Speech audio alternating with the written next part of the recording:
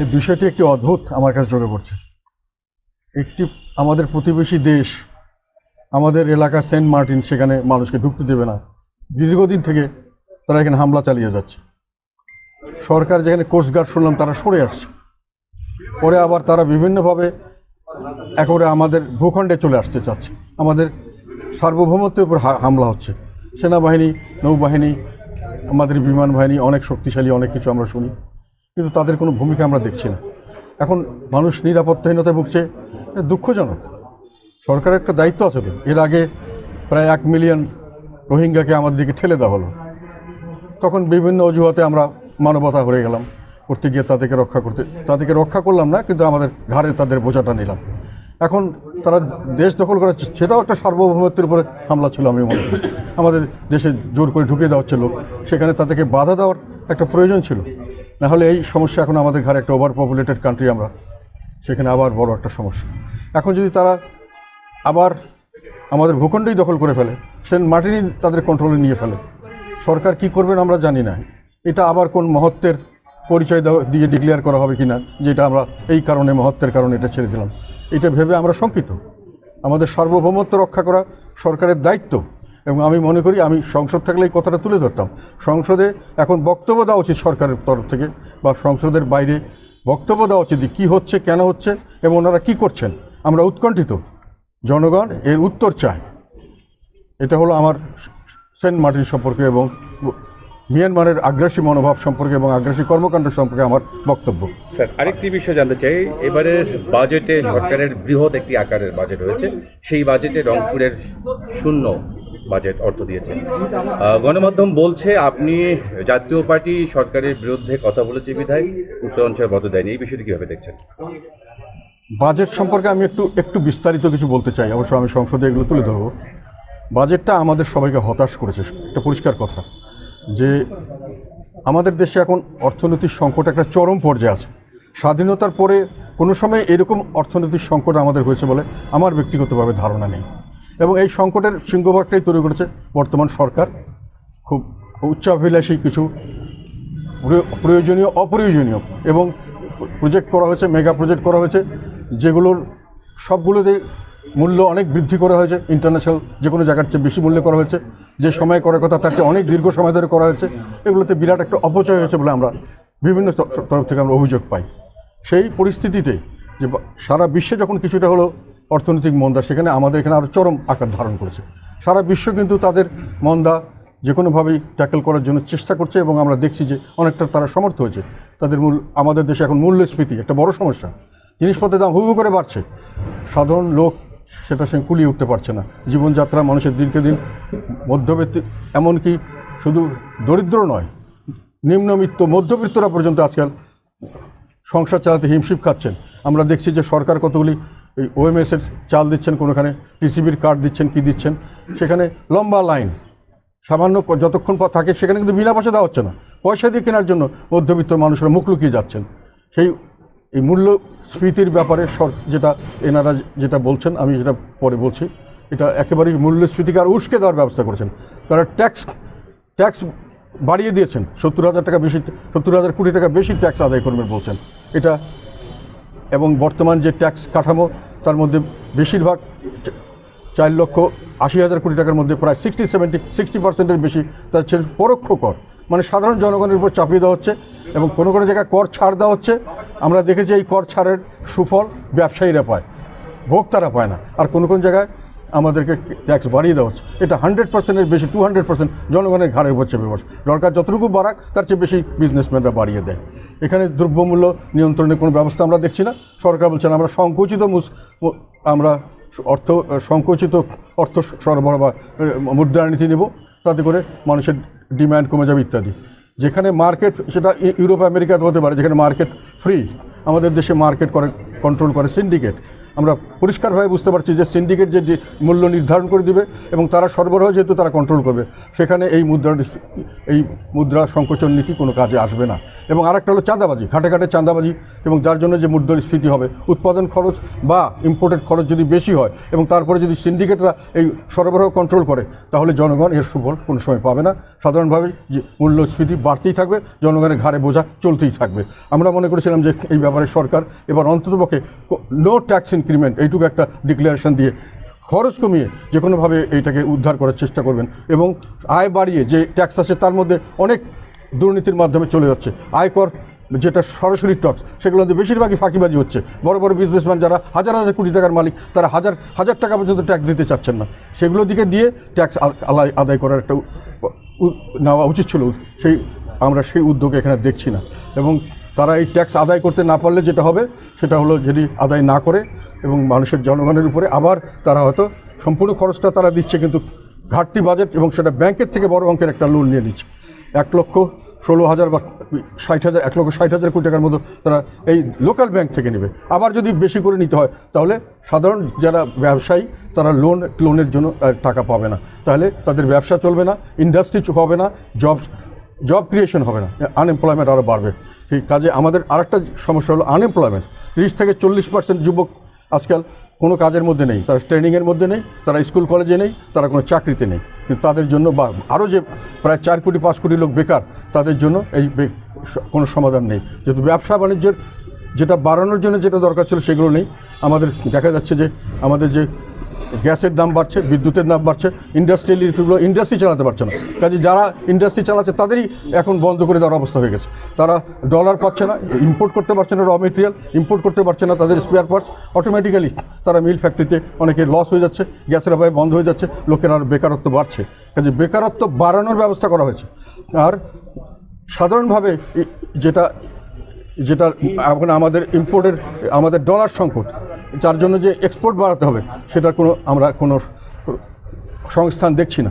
বরং আমরা দেখছি যে সামনের দিকে এক্সপোর্ট আরও কমে যেতে পারে। আর যেটা আমাদের ইম্পোর্ট যেভাবে কমানো হচ্ছে, সেটা আমাদের সরাসরি আমাদের অর্থনীতিকে আঘাত করছে।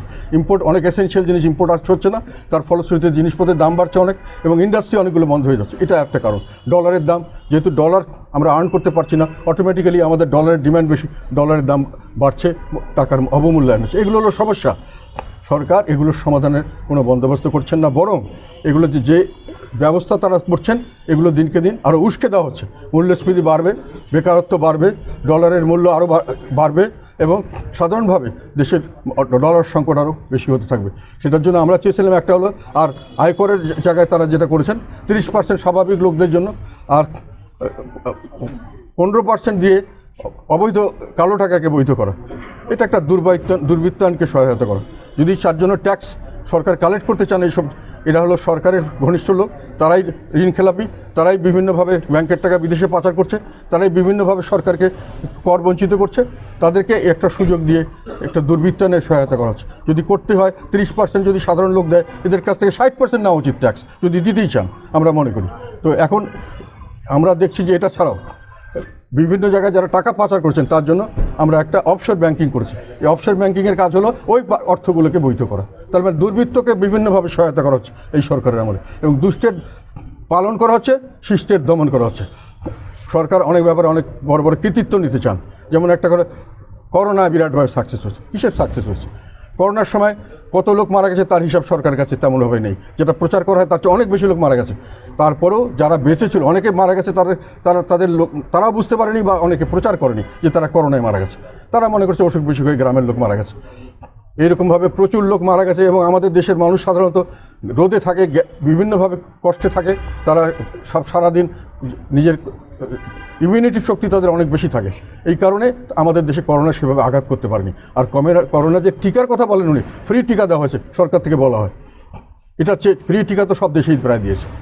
আর আমাদের দেশের 10 কোটি থেকে 15 কোটি, আমরা ঠিক মনে নেই, আমেরিকান গভর্নমেন্ট ফ্রি টিকা দিচ্ছে এবং সেই টিকাগুলিকে মানে টিকা দেওয়ার ব্যবস্থার জন্য খরচ আমেরিকান সরকার দিচ্ছে, বিভিন্ন দেশের সরকার দিয়েছে বিনা পয়সায় টিকা। আর আমাদের দেশের সরকার করেছে কি, সরকারি লোক দিয়ে, সরকারের সঙ্গে যারা সম্পৃক্ত সেরকম লোক দিয়ে তারা এই ভারতের সঙ্গে এগ্রিমেন্ট করে তারা টিকা নিয়ে আসছে। সেই টিকাটা নিয়ে আসছে তারা কোন দামে সেটা আমরা জানি না, শুনেছি যে অনেক বেশি দামে। এবং সেই টিকা যখন ভারতের ক্রাইসিস হলো তখন তারা এটা বন্ধ করে দিল, কেননা তারা বললো যে গভর্নমেন্ট টু গভর্নমেন্ট তো এগ্রিমেন্ট হয় নাই, এটা হয়েছে আমাদের private to private, company to company agreement. সেখানে আমরা কোনো ছাড় দিতে পারবো না, আমাদের নীতিমালা এটা নেই।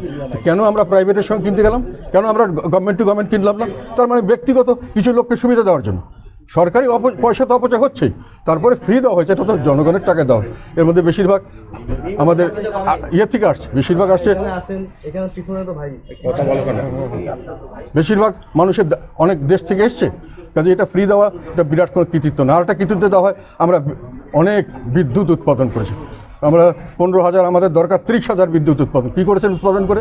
15,000 জায়গায় 16,000 মেগাওয়াট হলে বিদ্যুৎ দিতে পারছে না সরকার।